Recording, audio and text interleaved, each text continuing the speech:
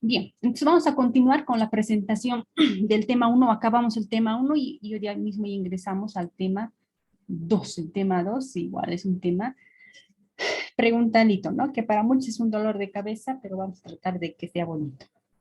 Bien, bien, continuemos con el tema 1, la última partecita. Bien, lo que nos faltaba era que los avances tecnológicos, en sí varias técnicas, ha permitido el estudio profundo de las relaciones evolutivas entre organismos. ¿A qué quiere ir con esto? Por ejemplo, esta primera bacteria que ha ido apareciendo, la primera procariota, la ancestral, queremos ver qué de tanto parentesco tiene en cuanto a los otros organismos que ha aparecido. Protozoos, organismos fitoflagelados, nuestras células mismas, es decir, esa relación, ¿qué te diferencia entre esta célula con esta célula, por ejemplo? O sea, ¿qué ha habido esa variación, esa relación, ¿sí? Y obviamente esto ha pasado durante la evolución, ¿no es cierto? Y a eso se lo llama filogenia, filogenia. Entonces, en su mente tiene que estar filogenia, a ese parentesco que tenemos en cuanto a una célula con otra célula, ¿sí? Eso es lo que es la filogenia. ¿Ya? Bien. Sigamos. Bien. Ahora te dice, determinar la elucidación, la aclaración. Elucidar es como aclarar. La aclaración de la evolución molecular de células parece la mejor manera de aclarar nuestros orígenes. ¿Qué quiere decir? Si yo sé cómo es esta y yo sé cómo ha variado con la otra celulita, ¿sí? Es una buena forma de saber qué de diferencia ha habido, cómo es que ha ido evolucionando, ¿no es cierto? ¿Sí? La mejor manera de aclarar nuestro origen. Yo voy a comparar con células del humano, ya, qué de similitud o diferencias hay con esta célula ancestral, ¿sí? La primerita, ¿sí? Si nosotros vemos, por ejemplo, aquí estos nombrecitos que se ve borrosito, ¿sí? Pero son la cantidad de organismos que hay, ¿no es cierto? Entre esta primerita de aquí, con esta cianobacteria, ¿qué de diferencia hay? Luego con esta, ¿qué de diferencia hay? ¿Sí? Eso es lo que queremos saber, ¿no? Y descubrir características de las células primordiales, ¿sí? Si yo estudio, por ejemplo, a esta, aquí pongamos otra célula, ¿sí? A esta celulita, o de acá, por ejemplo, y trato de descubrir qué cositas tiene, ¿sí? Voy a también descubrir qué tenía la primera célula, ¿sí? Obviamente, regresando, es como regresar al pasado, ¿no? A través de lo que tenemos actualmente, ¿sí? Que aparecieron, obviamente, hemos visto en la anterior clase, hace mucho tiempo, ¿no? Aquí 3.5 billones de años, y son las células precursoras de las células actuales. La primerita célula que ha aparecido, ¿sí? Y que gracias a ella han empezado a aparecer otras y otras y otras y otras y otras, ha aparecido otros reinos, otros grupos y demás, ¿no es cierto? Entonces, la palabra filogenia se relaciona a eso. ¿Qué de diferencia hay este organismo con este otro que está cerca, que está a su lado? Bien. Ahora te dice, este estudio puede realizarse por medio de diversos tipos de moléculas. Por ejemplo, yo puedo estudiar esta secuencia de aminoácidos, ¿sí? Que está en esta proteína, ¿no es cierto? Imaginemos que esta secuencia estaba en la primera célula ancestral, ¿sí? Y si yo averiguo en la otra célula que está después de ella, ¿sí? Voy a ver qué ha cambiado más o menos aquí, qué de diferente ha habido, ¿sí? Otra forma de estudiar es viendo la secuencia de nucleótidos. Aquí tenía estos nucleótidos, ¿sí? Estos nucleótidos de aquí, y voy a ver qué ha cambiado también en estos, ¿sí? Obviamente, ustedes saben que los nucleótidos están en nuestros jefes. ¿Nuestros jefes quiénes son? El ADN y el ARN. ¿Sí? Entonces, lo que quiero que se acuerden y se metan biencito a su cabeza, filogenia es ver esa relación que hay un ser vivo con otro ser vivo. ¿Qué de parentesco hay? ¿Ya? Bien, ahora te dice, el análisis de la secuencia de los nucleótidos en el ARN ribosómico, nos vamos a imaginar que este es el ARN, ¿ya? Obviamente es el ARN, según lo que estamos viendo, para entender biología celular, ¿ya? Pero vamos a ver que el ARN ribosómico es porque es el ARN que está en los ribosomas. Este es un ribosoma, ¿no es cierto? Ustedes saben que los ribosomas se encargan de hacer proteínas. Y su ARN de aquí es ARN ribosómico, no es mensajero, no es ARN de transferencia y demás. Obviamente se va a unir con el ARN mensajero para hacer proteína, pero aquí adentrito está el ARN ribosómico. ¿Okay? Bien. Entonces, imaginemos que este es el ARN, supongamos que es el ARN ribosómico, ¿sí? Y lo que vamos a ver es que va a haber distintos tipos, ¿sí? Distintos tipos. Y va a ser este ARN ribosómico la mejor forma, vamos a decir, la mejor forma para estudiar la filogenia, ¿sí? Porque yo estudiando a este ARN ribosómico me voy a dar cuenta que qué de diferente ha habido de este ser vivo con otro ser vivo, ¿sí? Porque este ARN ribosómico es muy bueno para estudiar la filogenia. No se olviden, no se olviden. En el examen te pueden decir, la mejor forma de estudiar la filogenia es a través del ARN mensajero, no ARN ribosómico. Además, sabemos que todas las células tienen ribosoma. Incluso las bacterias tienen ribosoma. ¿No es cierto? Ustedes saben que las bacterias tienen sus ribosomas. No tendrá mitocondria, no tendrá aparato de Golgi, pero sí tiene ribosoma. ¿Sí? Y como la primera célula ancestral pareciera que ha sido una bacteria, está bien usar también pues los ribosomas, ¿no? Y aquí te menciona y te dice, ¿no? Las células tienen ribosomas, todas, las eucariotas, las procariotas, tienen, ¿sí? Y su ARN es muy constante. Por eso pongo esta imagen del señor Smither, aquí medio amarillo, y aquí el señor Smither un poquito más oscurito, ¿sí? Más morenito. ¿Qué quiero que te acuerdes de esto? Que el ARN casi no cambia, vamos a decir, que casi no tiene tanta modificación, ¿sí? Tiende a ser muy constante en sus funciones. Y actuando, te dice, como un reloj molecular. ¿A qué se llama reloj molecular? ¿Ustedes conocen el reloj? Sí, ¿no? Ahora, para que se entienda, este reloj parece dar. Bien, para que se entienda por qué le llaman a esto, a este reloj molecular. Porque empecemos que aquí a las 6 de la tarde hemos encontrado, vamos a decir, estoy exagerando, pero para que se me entienda, ¿ya? A este nivel está mi primera bacteria, la primerita que ha aparecido, la que no sabía cocinarse, es decir, que era heterótrofa, la que vivía sin oxígeno y demás, ¿no? Pero era bacteria, ¿sí? Ya después a las casi cerca de las 7, ¿sí? Se ha convertido diferente. La bacteria se ha cambiado de otra forma, se ha ido modificando, ¿sí? Cada vez, en cada horario, cada organismo, cada organismo era diferente. Cada vez diferentes organismos han aparecido, ¿sí? Diferentes microorganismos han empezado a aparecer, ¿no? Hasta que finalmente también se ha llegado a formar la eucariota, nuestras células de nosotros, ¿no es cierto? Y es por eso que es como un relojcito, ¿sí? Por eso habla de reloj molecular. Y si ustedes ven esta imagen de aquí o esta de aquí, es como que en cada puntito hubiera nueva especie, así se ve. Y lo que quiere estudiar la filogenia es esa relación entre este puntito, este organismo de aquí, y este puntito de aquí, ¿qué de relación hay? ¿Cómo es su ARN? ¿Qué de diferente hay que es su ARN? Eso es lo que hace la filogenia. Y gracias a quién hace, al mejorcito que es el ARN mensajero. Con él se puede hacer, ¿por qué? Porque es muy constante, muy constante. ¿Sí? Y vean, aquí por ejemplo es como si fuera este reloj molecular. ¿Sí? Aquí se ve mejor, realmente se ve como un relojcito. Y aquí también, ¿no? Es como una mitad de un reloj. Entonces, gracias a la filogenia vamos a poder también separar en otros grupos, ¿sí? Otros grupos, ¿ok? No se olviden de la filogenia. En la filogenia, el ARN mensajero, ¿sí? Entonces, el ARN ribosómico es apropiado para estimar los cambios evolutivos que se produjeron durante miles y millones de años, ¿sí? Podemos hacer con aminoácidos, sí, pero el mejor les he dicho, ARN, en este caso, ribosómico. ¿Ok? Bien, sigamos. Y aquí te menciono, ¿no? Incluso cambios muy pequeños de un ARN hace que ya no sea funcional, ¿sí? Y vean, aquí te meten una pregunta en relación a esto. Y te dice, ¿es correcto en relación a la clasificación de los reinos?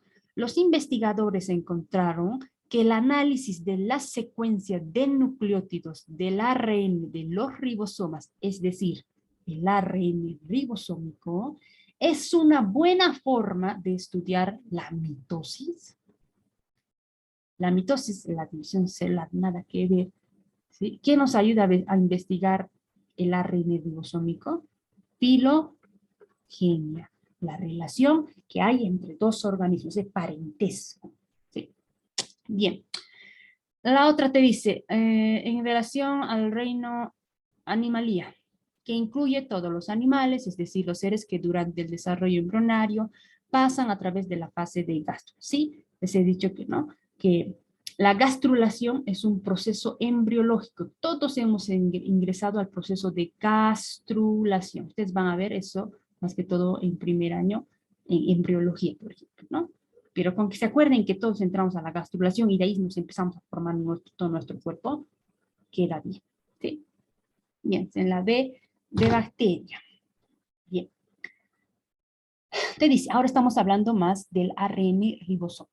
Su secuencia de nucleótidos, ustedes saben, aquí está mi ARN, sabemos que tiene sus rompecabecitas, ¿no? Y esta rompecabecitas se ha ido conservando, fue muy bien conservada, mantenida de forma constante en diversas líneas filogenéticas. Estas son mis líneas filogenéticas, ese cambio, todos esos cambios que ha ido produciéndose y se sigue produciéndose. Cada vez las bacterias son diferentes, se modifican, se modifican, se modifican, se modifican. ¿Quién queda constante? El ARN. Es decir, ¿qué es lo que vamos a buscar? ¿Qué piecita se ha cambiado? Ejemplo, aquí tengo un tipo de organismo y aquí el otro. Voy a buscar en este organismo cuál de las piecitas había y en aquí cuál ha desaparecido o cuál se ha ido aumentando, cuál se ha ido modificando. Eso es lo que hace la biología. ¿Sí? Bien, sigamos. Entonces lo que quiere buscar es esa distancia, ¿no? Distancia evolutiva. Como les digo, entre este y este, ¿sí? Entre organismos que puede ser detectada por pequeñas diferencias en la secuencia de nucleótidos, ¿sí? Imagínense que este ha sido la primera bacteria, digamos, o sea, su primer jefe de la primera bacteria. Y en la segundo organismo que ha aparecido, el jefe se ha vuelto un poquito así, es como decir así prácticamente, ¿no? Pero hablando del ARN ribosómico, ¿sí? Y de aquí este de repente se va a volver un poquito más, no sé, con maquillaje o sin maquillaje, con cabello distinto, eso, a eso quiere estudiar la filogenia, ese parentesco que hay entre organismos. Bien. Bien, ahora te menciono y te dice los ribosomas, aquí tengo mi ribosoma, tiene 3 tipos de ARN. Por ejemplo, está este ribosoma de la bacteria, vean, tengo este ribosoma 5S, el 23S y el 16S. Y en de nosotros, en las eucariotas, aquí te dice, ¿no? El 16 ha sido reemplazado por el 18S, 18S. Ahora, ¿por qué se llama por qué le pone esta letra? Viene de esta palabra, ¿no? Que indica el tamaño de la molécula, ¿sí? Esto está relacionado con el coeficiente de sedimentación en ultracentrifugación. ¿A qué se refiere, medio trabalengua? Imaginen que a estos tipos, a estos ribosomas, le voy a poner yo en unos tubitos. No se ve bien este tubito, para el chueco. A ver, el lapicito está medio malcito. Aquí tengo estos tubitos, ¿ya? Le voy a meter a estos ribosomas, ¿sí? Igual al otro lo voy a meter, ¿sí? Y este tubito lo voy a hacer girar, como ustedes ven aquí en esta imagen, lo voy a hacer girar a tal velocidad muy alta, ¿sí? E imagínense ustedes, si nosotros nos subimos a un auto, gordos, nos subimos gordos, nos subimos flaquitos, nos subimos de todo peso, ¿sí? Voy a hacer girar el auto, ¿sí? Mientras el auto está girando, los que somos de repente más pesaditos vamos a caer, perdón, hacia el fondo, hacia el fondo. Los que son más livianitos, más arriba, dependiendo, ¿no es cierto? Eso es lo que se llama aquí el coeficiente de sedimentación en ultracentrifugación. Ultra es bien finito, ¿no? Centrifugación bien hecha. Porque solo hay también la centrifugación. Y de esa forma han podido vamos a decir, como pesar, si quiere, como pesar a estos ribosomas y separarlos y verlos como eso. Bien. Entonces, te dice, vean, aquí está el señor Smithers, este es un ARN ribosómico, ¿sí? Y vean, es diferente a los demás que hemos visto, ¿no? A estos dos, pero es por algo también. Dice, debido a su tamaño conveniente, los ARN 16S, este de aquí, o este 18S de nosotros, este es de la bacteria, el 16S, ¿sí? Son los más utilizados. Acuérdense, yo les había dicho que tenemos 3 ribosomas. Aquí está uno, aquí está el otro y aquí está el otro. Y de los 3, ¿cuál es el que más usamos? El 16S. El 16S. Es el mejorcito. Vean, aquí tiene un cuadernito que dice 16S en caso de que sea procariota y vamos a ponerle ahí 18S si es que es eucariota, si es que es de nosotros, ¿no es cierto? Acuérdense, es el más utilizado. Pregunta de examen, ¿puede ser? Claro que puede ser. Sí.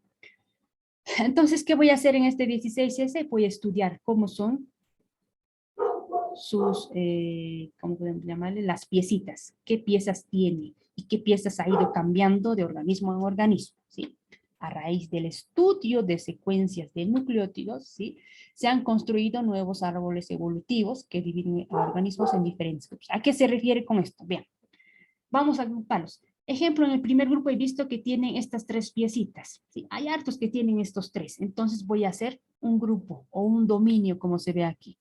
Luego en otros he visto que tienen en común estos 4. Lo voy a agrupar en otro grupo. Estoy exagerando, pero para que se me entienda. ¿Sí? Y estos que tienen esto o que son distintos, lo he agrupado en otro grupo. En otro grupo. ¿Gracias a qué? Gracias a la secuencia de nucleótidos. Es por eso que te dice, gracias a esta secuencia que hemos logrado investigar, ¿sí? Se han construido nuevos árboles evolutivos, ¿sí? Que dividen a los organismos en grupos, por ejemplo, los dominios, ¿sí? Aquí está dominio bacteria, dominio arquea, dominio eucaria, y ustedes han visto ya que en el dominio eucaria está pues el reino animal, el reino vegetal, reino fungi, plantae, protista, ¿no es cierto? Ya hemos visto en la anterior clase, ¿sí? Pero vean, gracias a quién, a mi primera celulita que hemos estudiado y ha sido gracias específicamente usando como el ARN ribosómico para estudiar. Específicamente, ¿quién? El 16S y el 18S. No hemos usado a sus hermanitos porque tienen desventaja, desventaja. Y aquí están las desventajas. Aquí veamos uno de sus hermanitos, también es ARN ribosómico, aquí también este es ARN ribosómico. Y te dice, no hemos usado al ARN5S porque tiene solo 125 nucleótidos. Cuando dice solo, imagínense que es bien chiquitito, por eso aquí está medio flaquito, medio tímido, ¿sí? Lo que limita en la información que puede proporcionar. Tiene pocos nucleótidos y eso es desventaja para nosotros porque medio que no vamos a poder averiguar bien, porque es insuficiente la información que nos da, ¿sí? En cambio, este otro de aquí, digamos que es el hermano mayor, ¿sí? El ARN23S, el ARN23S, si ustedes ven, está como gordito, ¿sí? Está como gordito. Y vean, él tiene harto, 2.900 nucleótidos. Eso es demasiado, creo que se ha pasado ya, ¿no? Mucho. Aquí te menciona como 3.000, es prácticamente casi 3.000, ¿no? 2.900 nucleótidos, es hartito, a diferencia de su hermanito menor, ¿sí? Y te dice, a él no hemos usado porque es muy grande. El estudio es más difícil y laborioso. Por eso a él tampoco no lo vamos a usar. ¿A quién usamos en la filogenia? 16S, ARN ribosómico 16S, o 18S si es que es de la eucariota. Vean cuántos nucleótidos tiene. Es como que está al medio, ¿no? Es como que está al medio, ni tan poquito, ni tan harto. Por eso es, vamos a decir, ventajoso estudiar a nuestro querido amigo 16S o 18S. Bien. Ahora te dice, esta comparación entre estos organismos, comparando este con este con este, sí, estamos comparando, ver este con este con este, estamos comparando cada organismo que ha ido diferenciándose, ¿sí? se basa en el concepto de que los organismos que se diversificaron antes, estos primeritos de aquí, tuvieron más tiempo para acumular modificaciones en su ARN ribosomal que los organismos que se separaron más recientemente, ¿sí? ¿Qué quiero decir? Estos iniciales de aquí han tenido más variaciones que estos últimos de aquí, ¿sí? Más modificaciones han tenido estos de aquí, los principitos, vamos a decir, que los de aquí. Bien, porque eran los iniciales, ¿no? El ARN era, es como decir que el ARN ribosómico era fresquito. Bien, ahora veamos, gracias a la filogenia, pues ha habido grupos, vean qué es lo que se ha podido formar, ¿no? Te dice, la procariota ancestral universal, esa célula que no se sabía cocinar, que vivía sin oxígeno, que era heterótrofa, ¿no es cierto? Inicialmente se ha ramificado en dos direcciones. Imaginemos que este amarillo de aquí está nuestra procariota ancestral, o como aquí, si fuera, ¿no? Y se va a dividir en dos direcciones. Uno, que va a ser el grupo o dominio bacteria, ¿no? ¿Sí? Se va a ir aquí un ramito, por eso dice el árbol evolutivo. Aquí está el ramito, dominio bacteria. Y el otro pues va a ser el dominio arcae, ¿sí? Dominio arcae. Esto vamos a poner, arcae, ¿sí? El dominio arcae, aquí está, ¿no? Vean, ese palito que está viniendo aquí, ¿no?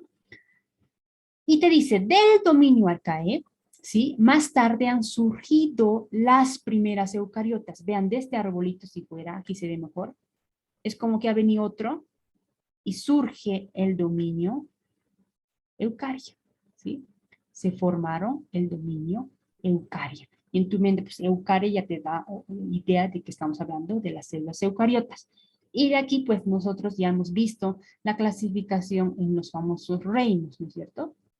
Aquí se ve también mejorcito, que son en sí los 5 reinos, aquí falta uno, ¿no? Pero bueno, sigamos.